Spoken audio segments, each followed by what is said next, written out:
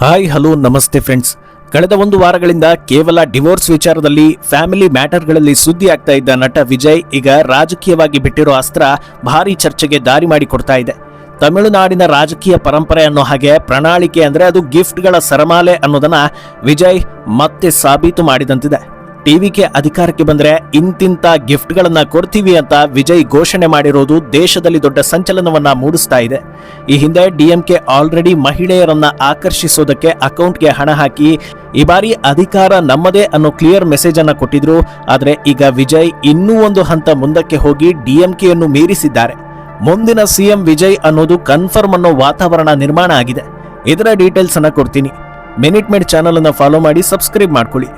ನಟ ವಿಜಯ್ರ ತಮಿಳಗ ವೆಟ್ರಿ ಕಳಗಂ ಅಧಿಕಾರಕ್ಕೆ ಬಂದ್ರೆ ಮಹಿಳೆಯರಿಗೆ ಮದುವೆಗೆ ಚಿನ್ನ, ಉಚಿತ ಬಸ್ ಹಾಗೂ ಮಹಿಳೆಯರಿಗೆ ತಿಂಗಳಿಗೆ 2,500 ರು ಸೇರಿದಂತೆ ಭರವಸೆಗಳ ಸರಮಾಲೆಯನ್ನೇ ಘೋಷಣೆ ಮಾಡಿದ್ದಾರೆ. ಪಕ್ಷದ ಕಡೆಯಿಂದ ನಡೆದ ಅಂತಾರಾಷ್ಟ್ರೀಯ ಮಹಿಳಾ ದಿನಾಚರಣೆ ವೇಳೆ ಮಾತಾಡೋ ಟಿವಿಕೆ ಅಧ್ಯಕ್ಷ ವಿಜಯ್, ರಾಜ್ಯ ಮತ್ತು ಕೇಂದ್ರ ಸರ್ಕಾರಿ ನೌಕರರನ್ನ ಹೊರತುಪಡಿಸಿ 60 ವರ್ಷ ವಯಸ್ಸಿನವರೆಗೆ ಎಲ್ಲಾ ಮಹಿಳಾ ಕುಟುಂಬ ಮುಖ್ಯಸ್ಥರಿಗೆ ಮಾಸಿಕ 2,500 ರುಗಳ ಆರ್ಥಿಕ ನೆರವು ಕೊಡ್ತೀವಿ ಅಂತ ಪ್ರಾಮಿಸ್ ಮಾಡಿದ್ದಾರೆ. ಅಲ್ಲದೆ ಅನ್ನಪೂರ್ಣಿ ಸೂಪರ್ 6 ಯೋಜನೆಯನ್ನ ಘೋಷಣೆ ಮಾಡಿದ್ದು, ಇದರ ಅಡಿಯಲ್ಲಿ ಪ್ರತಿ ಕುಟುಂಬಕ್ಕೆ ಪ್ರತಿ ವರ್ಷ 6 ಗ್ಯಾಸ್ ಸಿಲಿಂಡರ್ಗಳನ್ನ ಉಚಿತವಾಗಿ ನೀಡಲಾಗುತ್ತೆ ಅಂತ ಹೇಳಿದ್ದಾರೆ. ಇನ್ನು ಅಣ್ಣನ್ ಸೀರ್ ತಿಟ್ಟಂ ಅನ್ನೋ ಕಾರ್ಯಕ್ರಮದ ಅಡಿಯಲ್ಲಿ ಮದುವೆಯಾಗೋ ಪ್ರತಿ ಹುಡುಗಿಗೆ 8 ಗ್ರಾಂ ಚಿನ್ನ ಮತ್ತು ಗುಣಮಟ್ಟದ ರೇಷ್ಮೆ ಸೀರೆಯನ್ನ ನೀಡಲಾಗುತ್ತೆ ಅಂತ ಹೇಳಿದ್ದಾರೆ. ಹಾಗೆ ಮಕ್ಕಳು ಶಾಲೆ ಬಿಡುವುದನ್ನು ತಡೆಗಟ್ಟೋದಕ್ಕೆ ಕಾಮರಾಜರ್ ಶೈಕ್ಷಣಿಕ ಭರವಸೆ ಯೋಜನೆಯನ್ನ ಪರಿಚಯಿಸಲಾಗುತ್ತೆ. ಇದರ ಅಡಿಯಲ್ಲಿ ಪ್ರತಿಯೊಬ್ಬ ತಾಯಿ ಅಥವಾ ಪೋಷಕರಿಗೆ ವರ್ಷಕ್ಕೆ 15,000 ರುಗಳ ಆರ್ಥಿಕ ನೆರವನ್ನ ನೀಡಲಾಗುತ್ತೆ ಅಂತ ತಿಳಿಸಿದ್ದಾರೆ. ಈ ಆಫರ್ಗಳು ಇಷ್ಟಕ್ಕೆ ಮುಗಿಯೋದಿಲ್ಲ. ಸಾರಿಗೆ ನಿಗಮದ ಎಲ್ಲಾ ವರ್ಗದ ಬಸ್ಗಳಲ್ಲಿ ಮಹಿಳೆಯರಿಗೆ ಉಚಿತ ಪ್ರಯಾಣಕ್ಕೆ ಅವಕಾಶ ನೀಡಲಾಗುತ್ತೆ ಮತ್ತು ಅವರು ಬಸ್ ಶುಲ್ಕವನ್ನ ಪಾವತಿಸದೆ ತಮಿಳುನಾಡಿನಾದ್ಯಂತ ಪ್ರಯಾಣಿಸಬಹುದು. ಮಹಿಳೆಯರು, ಮಕ್ಕಳು ಮತ್ತು ವೃದ್ಧರನ್ನ ಬೆಂಬಲಿಸೋ ಪ್ರತ್ಯೇಕ ಇಲಾಖೆಯನ್ನ ರಚಿಸಲಾಗುತ್ತೆ ಮತ್ತು ಅದು ತಮ್ಮ ನೇರ ಮೇಲ್ವಿಚಾರಣೆಯಲ್ಲಿ ಕಾರ್ಯನಿರ್ವಹಿಸುತ್ತೆ.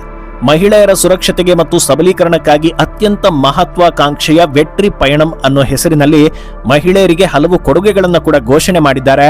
ರಾಜ್ಯದ ಎಲ್ಲಾ ಸರ್ಕಾರಿ ಬಸ್ಗಳಲ್ಲಿ ಮಹಿಳೆಯರಿಗೆ ಸಂಪೂರ್ಣ ಉಚಿತ ಪ್ರಯಾಣದ ಸೌಲಭ್ಯ ನೀಡೋ ಭರವಸೆ ಕೊಟ್ಟಿದ್ದಾರೆ. ಹಾಗೆ ಮಹಿಳಾ ಸುರಕ್ಷತೆಗಾಗಿ ವಿಶೇಷ ಪಡೆಯನ್ನ ರಚನೆ ಮಾಡಲಾಗುತ್ತಂತೆ. ಈ ಪಡೆ ಮಹಿಳಾ ಅಧಿಕಾರಿಗಳು ಬಾಡಿ ಕ್ಯಾಮೆರಾಗಳೊಂದಿಗೆ ಸಾರ್ವಜನಿಕ ಸ್ಥಳಗಳಲ್ಲಿ ಭದ್ರತಾ ಕಾರ್ಯ ನಿರ್ವಹಿಸುತ್ತೆ. ಖಾಸಗಿ ಶೇರ್ ಆಟೋಗಳು ಸೇರಿದಂತೆ ಎಲ್ಲಾ ಸಾರ್ವಜನಿಕ ವಾಹನಗಳಲ್ಲಿ ಪ್ಯಾನಿಕ್ ಬಟನ್ ಅಳವಡಿಸಲಾಗುತ್ತೆ. ತುರ್ತು ಸಂದರ್ಭದಲ್ಲಿ 5 ನಿಮಿಷಗಳಲ್ಲಿ ಸಹಾಯ ಲಭ್ಯವಾಗುವಂತೆ ಕ್ರಮ ಕೈಗೊಳ್ಳಲಾಗುತ್ತೆ. ಮಹಿಳೆಯರ ಮೇಲಿನ ದೌರ್ಜನ್ಯ ಪ್ರಕರಣಗಳ ತ್ವರಿತ ವಿಚಾರಣೆಗಾಗಿ ವಿಶೇಷ ನ್ಯಾಯಾಲಯಗಳ ಸ್ಥಾಪನೆ, ಸಿಸಿಟಿವಿ ಮತ್ತು ಸರಿಯಾದ ಬೀದಿ ದೀಪಗಳ ಮೂಲಕ ಕತ್ತಲೆ ಪ್ರದೇಶಗಳನ್ನ ಇಲ್ಲದಂತೆ ಮಾಡೋದು, ರೇಷನ್ ಅಂಗಡಿಗಳು, ಶಾಲೆ ಮತ್ತು ಕಾಲೇಜುಗಳ ಮೂಲಕ ಉಚಿತ ಸ್ಯಾನಿಟರಿ ಪ್ಯಾಡ್ ವಿತರಣೆ, ಮಹಿಳಾ ಸ್ವಸಹಾಯ ಸಂಘಗಳಿಗೆ 5 ಲಕ್ಷದವರೆಗೆ ಬಡ್ಡಿ ರಹಿತ ಹಣಕಾಸು ನೆರವು, ನೋಂದಾಯಿತ ಸಣ್ಣ ಉದ್ದಿಮೆಗಳಾಗಿ ಬದಲಾಗುವ ಸಂಘಗಳಿಗೆ ವಾರ್ಷಿಕ 5 ಲಕ್ಷದವರೆಗೆ ಅನುದಾನ ಕೊಡ್ತೀವಿ ಅಂತ ಪ್ರಾಮಿಸ್ ಮಾಡಿದ್ದಾರೆ. ಅಂದಹಾಗೆ ಈ ಲಿಸ್ಟ್ ಇಲ್ಲಿಗೆ ಮುಗಿಯೋದಿಲ್ಲ. ತಮಿಳುನಾಡಿನಲ್ಲಿ ಜನಿಸೋ ಪ್ರತಿಯೊಂದು ಮಗುವಿಗೆ ಸರ್ಕಾರದ ವತಿಯಿಂದ ಚಿನ್ನದ ಉಂಗುರವನ್ನ ಕೊಡ್ತಾರಂತೆ. ಮಗುವಿಗೆ ಬೇಕಾದ ಬಟ್ಟೆ, ಸಾಬೂನು, ಆಟಿಕೆಗಳು, ಸೊಳ್ಳೆ ಪರದೆ ಮತ್ತು ನ್ಯಾಪ್ಕಿನ್ ಒಳಗೊಂಡಂತೆ ಸಂಪೂರ್ಣ ಕಿಟ್ ಅನ್ನ ವಿತರಣೆ ಮಾಡ್ತೀವಿ ಅನ್ನೋ ಪ್ರಾಮಿಸ್ ಕೂಡ ಮಾಡಿದ್ದಾರೆ. ಇಷ್ಟೆಲ್ಲ ಅನೌನ್ಸ್ ಮಾಡಿದ್ಮೇಲೆ ವಿಜಯ್ ಸಿಎಂ ಆಗೋದನ್ನ ತಡೆಯೋರು ಯಾರು ಅನ್ನೋ ಚರ್ಚೆ ಶುರುವಾಗಿದೆ.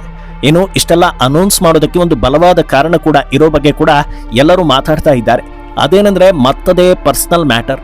27 ವರ್ಷಗಳ ಕಾಲ ಸಂಸಾರ ಮಾಡಿ ಈಗ ಇನ್ನೊಬ್ಬ ನಟಿ ಜೊತೆ ಸಂಬಂಧದ ಹಿನ್ನೆಲೆ ಪತ್ನಿಗೆ ಡಿವೋರ್ಸ್ ಕೊಡ್ತಾ ಇದ್ದಾರೆ ಅನ್ನೋ ವಿಚಾರ ರಾಜಕೀಯದಲ್ಲಿ ಸುನಾಮಿ ಎಬ್ಬಿಸಿದ್ರಿಂದ ಇದು ಮಹಿಳಾ ವಲಯದಲ್ಲಿ ಸ್ವಲ್ಪ ಡ್ಯಾಮೇಜ್ ತರಿಸೋ ವಿಚಾರ ಅಂತ ಅನ್ನಿಸ್ಕೊಂಡಿತು.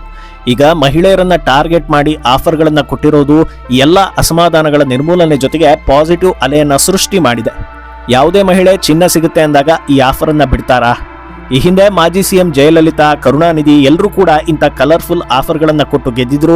ಅದರಿಂದ ವಿಜಯ್ ನೆಕ್ಸ್ಟ್ ಸಿಎಂ ಅನ್ನೋ ರೀತಿ ಚರ್ಚೆಗಳು ಶುರುವಾಗಿದೆ.